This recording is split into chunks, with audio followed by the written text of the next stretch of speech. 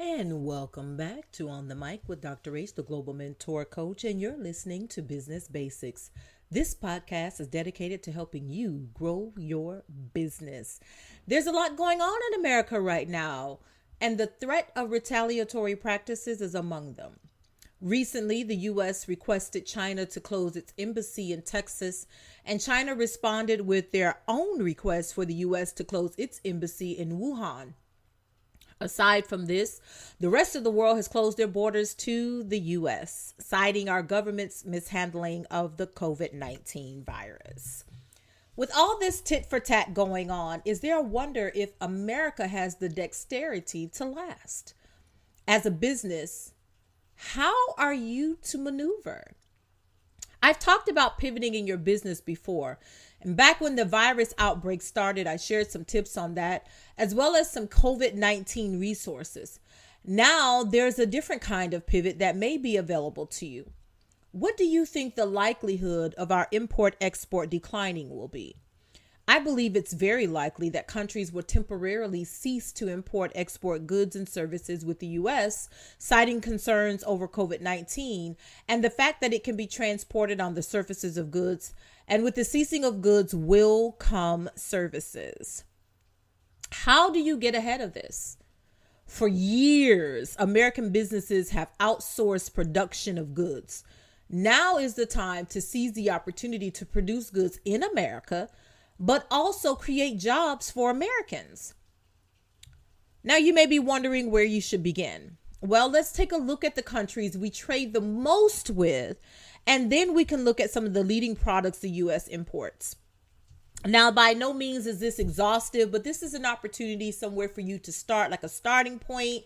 You got to do your own research. You got to get out there, take a look for yourself. But this is just a little starting point for you to get the wheels turning on what you can do to pivot and get ahead of what may be coming up.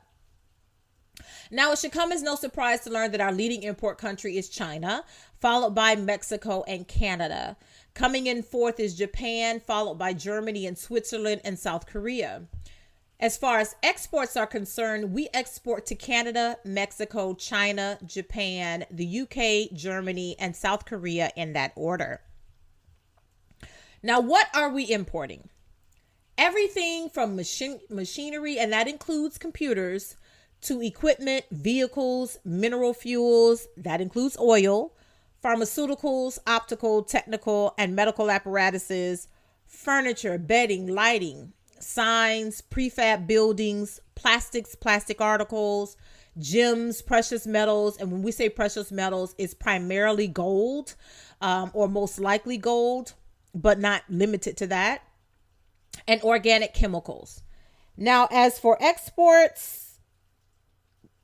it's slightly different. It's not as many, but it's everything from refined petroleum, aircraft parts, integrated circuits, crude petroleum, and commodities.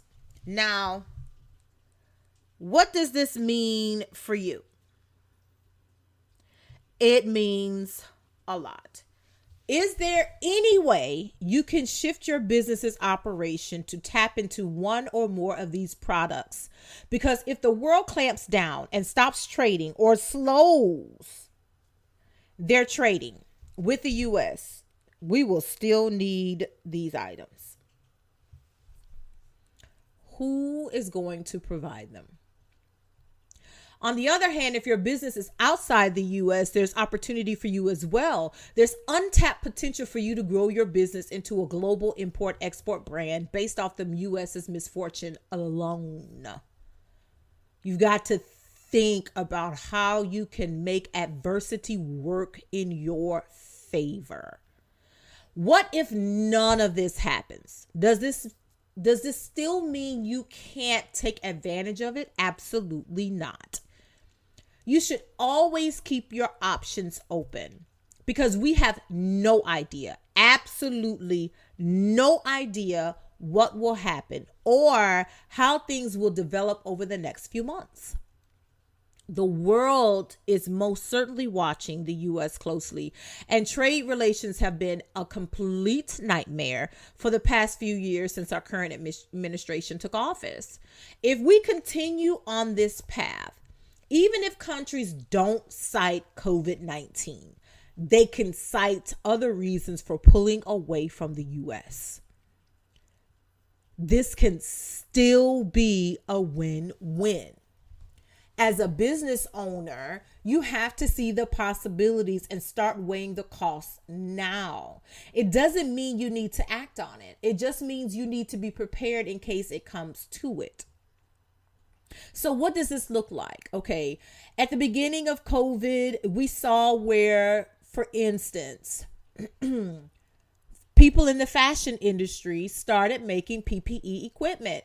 They went to town making masks, and now, like, Christian Siriano led the way in New York. Now he's got grant money to continue to provide PPE equipment for New Yorkers. It's insane how, okay, he had a staff, he had materials, he had all of the equipment necessary. So instead of making gowns and clothing, just traditional clothing, he started making masks. Easy pivot. Other manufacturers shifted and started making hand sanitizer. So I can't produce what I normally produce, but guess what? I got all of this equipment sitting here. It's not going anywhere. People aren't working. It's just dry. We need this. So guess what? What can you solve with your business? So they started making hand sanitizer. What was the immediate need and how did people shift?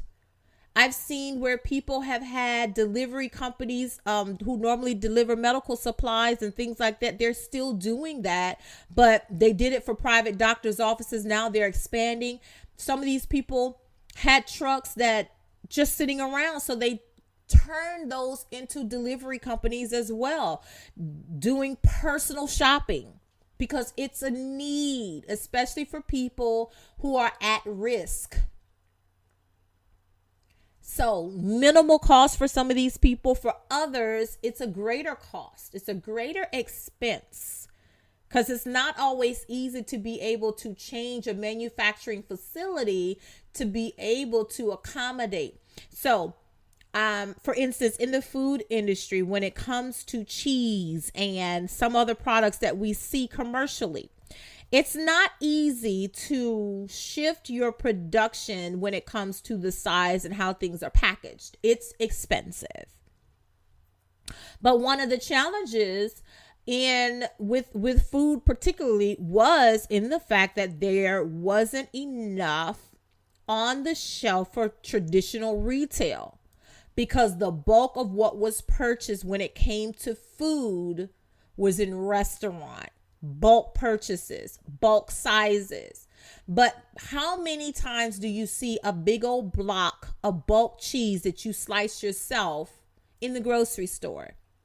Very rarely. But sliced cheese, lunch meat, stuff like that was flying off the shelf. Why? Because children are home, families need ways to be able to provide meals.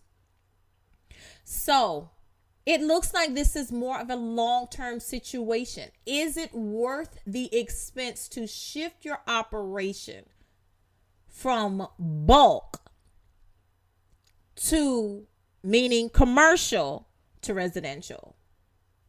I'd say so. Because we're talking about at least 3 years down the road. So guess what's going to happen? Are you going to make up those costs? Absolutely, you're going to make up those costs because restaurants aren't buying at the same volume that they were before.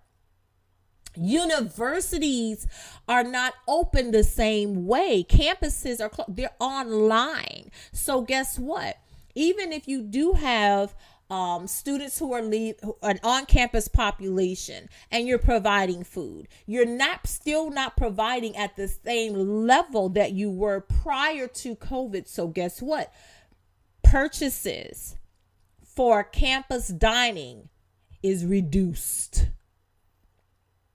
Folks are home. Students who have apartments on campus, they're not trying to sit here to figure out how to slice up a block of cheese. They're not trying to figure out how they're going to slice up a block of lunch meat. I don't care if it's turkey, chicken, roast beef, ham. They're not trying to figure that out. They're absolutely not trying to figure that out. Everybody doesn't have a commercial grade slicer or any type of, or mandolin at home. They don't have that. And they're not trying to make that investment. So what is it worth it to your business to shift and pivot? So these are ideas, concepts of other ways that you can pivot in your business. The writing may not be on the wall, but there's a strong possibility that this could happen. It really, really is. What's wrong with American made? You still may have to get the supplies from other countries. But what happens if you still can't get the supplies? Who's going to provide the supplies to manufacture and produce all of the things we need as far as the equipment? Farmers are still going to need tractors.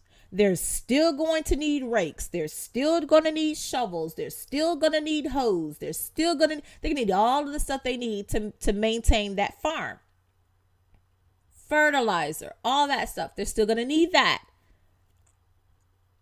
Computers, still going to need all the parts. Still going to need motherboards. Still going to need circuits. Still going to need cameras.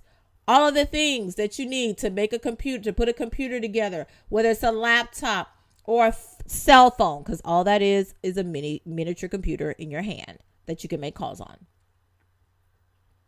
All of the things that we need for our creature comforts, all of the things, the things that we purchase, televisions, radios, all of these things we still need. We still need a fan in some places, because what if your AC goes out? You still need a fan. Windows, screens, beds, furniture. These things we still need. Well, what does it take to put furniture together? You still need cotton, foam padding, material to cover it with, especially if you're talking about a sofa, mattresses. Think about all of the different elements that are used to create the products that we use every single day. Can your business provide, maybe not the overall product, but can your business provide any of the materials necessary to create that end product? How easy will it be to shift to that? If it's complicated, what can you work? What are the kinks that you can work out? There's so much going on in IT with all of these different platforms. And, you've got all of this, cyber security issues. You got cyber threats. You have all these different things. Can your business come up with a way to solve the cyber issues that we have today and in the future? Is there anybody on your IT staff that has the innovation that your business can pivot into, that can solve the problems? See, the key about business is, what's a problem that exists and how can we position ourselves to solve it, and solve it the best way possible and lead the way in our industry? I know it sounds simple, because it is, but implementing it is something completely different, because we're in a time now that as soon as we pivot, we might have to pivot again, because there's so much unknown happening right now amidst this global pandemic. Add in the racial tension that's happening, not just in the US, but globally. You have another element, another layer. So As you pivot, how can you add social change to your agenda and genuinely want to add social change? I did a show earlier about Ben and Jerry's because I'm telling you right now, you cannot add a social change element just for PR and not really be about social change. Ben and Jerry's has literally from its foundation created a culture of social change. Everything about their business model has been about initiatives surrounding the social change issues that they believe in. You cannot and do not want to add a social change element to your business as a buzzword or a marketing ploy because it will backfire on you. It's been happening to other companies this whole time. I still have people sending me things about PR stories when PR goes wrong.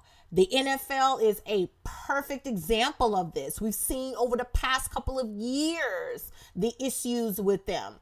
Hobby Lobby is another one. There's so many that are out there that you can point to that have had some challenges, that have struggled with PR. And when I say PR goes wrong, I'm talking about PR goes wrong. But Ben and Jerry's nailed it.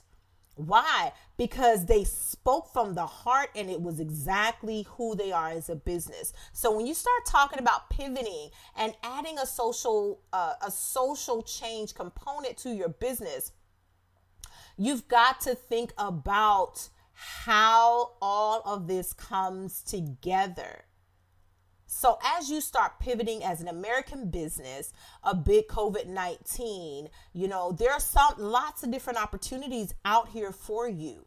You've got to figure out how to properly leverage your business for you. If your business is outside of the U.S., there's still opportunity for you as well. You can absolutely position yourself as a global import-export brand. Like you can really solidify yourself in the global marketplace if you position yourself right and you pay attention to what's going on, what's happening as it relates to global import exports. Where are some gaps that you can fill in? It's really about get in where you fit in, but do it early enough in the market that you can get ahead of everybody else and solidify yourself. But doing so, you got to make sure you do it with excellence. You can't come across with foolishness and a subpar service. That's not going to fly right now. People are looking for dependable, reliable businesses. They're looking for that quality service. They're looking for that quality product.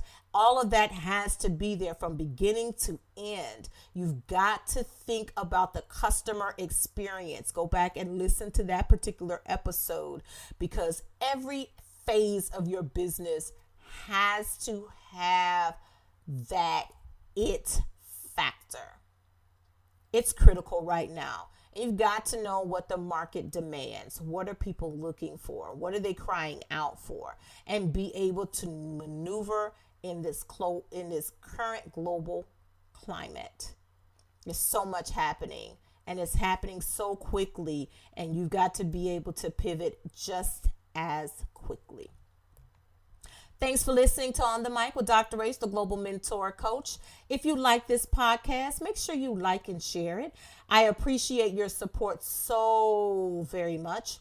If there are topics you'd like me to cover, or if you need a business coach, you can email me at info@globalmentorcoach.com. Again, that's info@globalmentorcoach.com.